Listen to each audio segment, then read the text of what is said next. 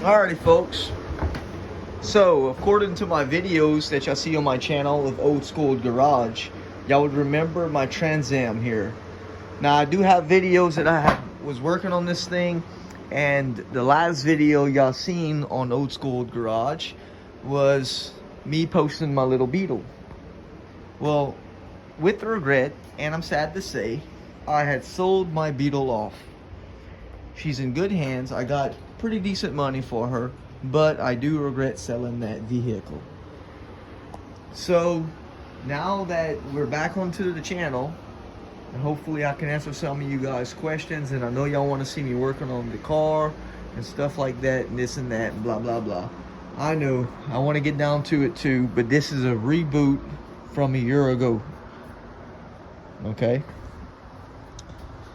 so getting down to it, what we have to do to get this 79 Trans Am up and going. And this is a daily driver, folks. This is not a concourse restoration. It was I have pictures I'm gonna show later on in the videos. This car was a total rust bucket, okay, that we pretty much cut and hacked all the rust out this booger and got it to where you see it right now. On the underside of the car is fully painted. We dropped the lt1 in this booger, which is not hard to do other than the offset mounts. This lt1 come out of a Cadillac and it had an offset mount, like I spoke before from my videos. The issue I've been having lately is fuel lines, okay, because this car sat up quite some time, and I noticed with the fuel lines that I had in it, which are these, let me show you, which are these piece of shit AN6 braided metal braided lines. Ain't worth a shit. They're not worth a fuck. Don't buy them. I mean, if you wanna make your race car hot rod look cool, I would advise, if you do want to use this, use a short amount, okay, and exposed, not under the car, just somewhere you can see it if you're just looking for looks. But as for quality, this is some fucking junk, okay? Now, with me saying that, I may get some repercussions from that, but I'm going to let you know right now that I have experience with this shit. I've already experienced it.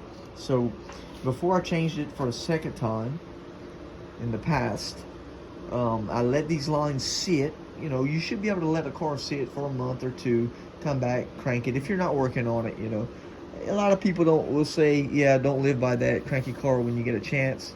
But unfortunately, if you forget or you don't want to mess with it, you shouldn't have to, first thing after a month or two, change fucking fuel lines, okay? That being said, this is the second time I changed this braided line, and I'm not doing it anymore. So I have moved on to bigger fish to fry, okay? You can see your hair dryer, which what I've been doing down here, because it's so dark you can't see, I already got on the return the 5/16 clip-on. These are some Dorman clip-ons you can get from Amazon, eBay, or whatnot. This is a 5/16 hose. Now them fuckers passed this off to me as a fuel line, but actually it's an air line. It is nylon, so it should hold up. In other words, I had trouble getting this fucker on. So it passes throughout the whole car, and it's into the fuel tank, and of course it is fuel injection, if I didn't know. So right now, to get it up and running, what I'm doing right now, I've already got it under the car, I gotta finish it. I have the 3/8 port on the fuel pump with the nylon plastic pipe. And I'm gonna go ahead and run it back and come through, vice versa. Put it into this part here. The 3/8, this is 3/8, okay, if y'all wondering, it's a 3/8 push lock. This is a 5/16 push lock, 3/8, 5/16. So it pushes on there, it locks, and it's not coming off. So yes, that's what I've been working on. Hopefully in the next week or so, at least a week, we'll be able to crank this fucker up and put it in my addition into the shop. So let's walk back there and I'll show you. Coming into the shop, folks, walking into the shop. So on the Beetle, if you watch the last video in the Beetle, me changing the oil, I was pretty much in this area, maybe a little backed up that way. But all this, as you can see now, is shop. And before, I had a bunch of junk sitting there, and it was all land back here. So I did add on over the summer and the past year that y'all seen my stuff. And we got to get that Trans Am swept into here and start doing body alignments after the car gets running.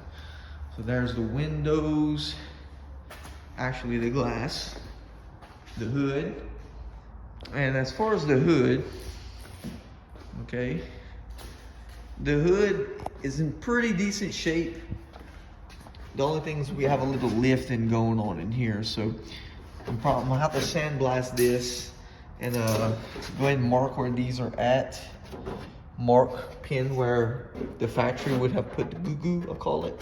And I'm gonna go ahead and put some more rubber silicone, or there's a name for it. I think it's Dynalite seam seal would work. Just squeeze some a bead in there for vibration. So. But anyways, guys, that's where we're at. That's the new chapter of my life so far.